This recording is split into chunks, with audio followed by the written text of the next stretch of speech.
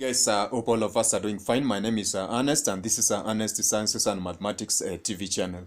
In our discussion for today, I'm going to look at the concept of projectile motion, and we're going to do an evaluation of finding the maximum height with which this specific launched object is going to reach. And we are going to use a specific illustration or a general illustration which we have been using in our previous videos on the concept of projectile motion, whereby I'm going to use this one. So in this case, I said that if we are going to have a projectile motion, it's going to have what we refer to as both horizontal and vertical type of motion. And in this case, if we are going to consider this kind of motion for the x and y axis, those are going to be giving us an object that's going to travel in this xy plane given as that. So we can represent its velocity by using this specific of course, notation for the velocity along the x component and the velocity along the y component. And the tangential component is going to represent the velocity, the initial velocity of launch given in terms of v naught. And at this specific point, we're going to have this highest point at which this specific, of course, a projectile is going to reach before starting to take another, of course, vertical motion towards the ground. And at this point, we say that the velocity basically is going to be a velocity component associated with the y axis, and the vertical component for velocity basically is going to be given in terms of 0.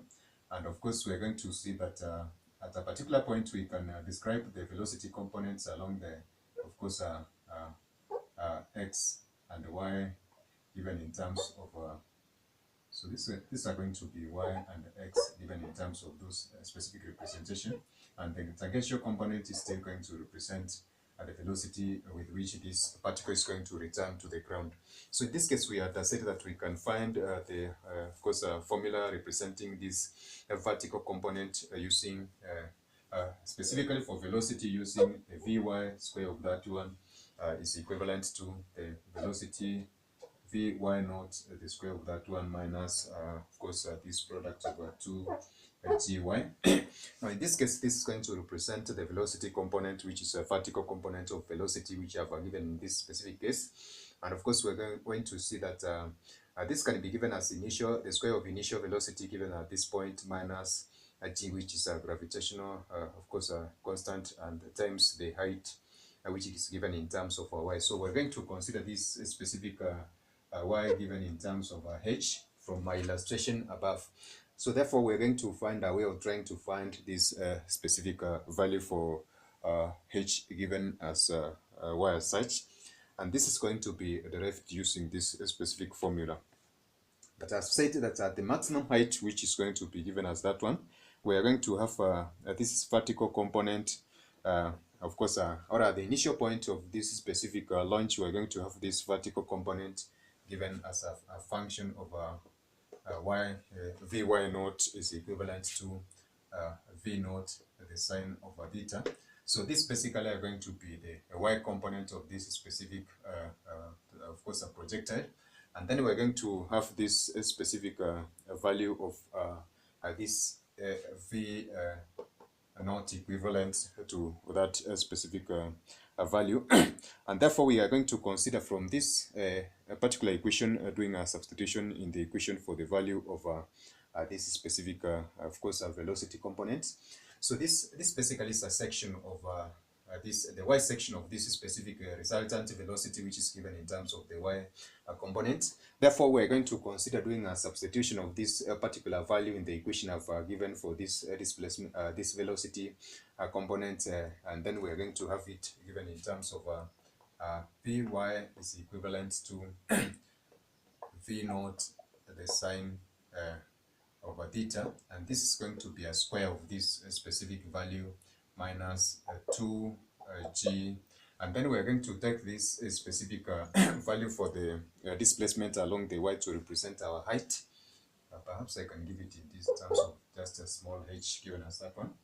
So we're going to have this one given in terms of h, and therefore this is going to be giving us our value for the, of course, that maximum height given in that particular case. But we have said that for a discretion which is going to give us the maximum height at this specific point, the value for Vy is going to be given as a 0. So therefore, the square of value of this specific component which has been given for velocity in terms of the y is going to be equivalent to 0. So this is going to give us the square of V naught and the sine of the square over theta minus 2gh given as that one. So this formula, doing a rearrangement, is going to give us the V sine over that one is equivalent to 2gh given as that one. So we're going to do a division of this one in order for us to find, of course, this element of height represented in terms of the square of V naught sine of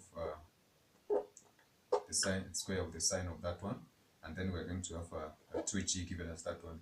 So this is going to be giving us the height, of course, which is going to be achieved as a maximum height for this specific trajectory, and therefore it's going to be forming this specific point of interest for us in trying to describe the maximum height of a trajectory launched at these two specific components of an angle and the element of velocity. And of course, that's going to be forming a part of a projectile motion, which is going to give us the maximum height with which this projectile is going to reach. So kindly check our description boxes for various links of other videos. Engage us in the comment section and also ring that notification bell for an update on various discussion in math and the sciences. So that is it for now, guys. Bye, God bless you. Catch us in our next video.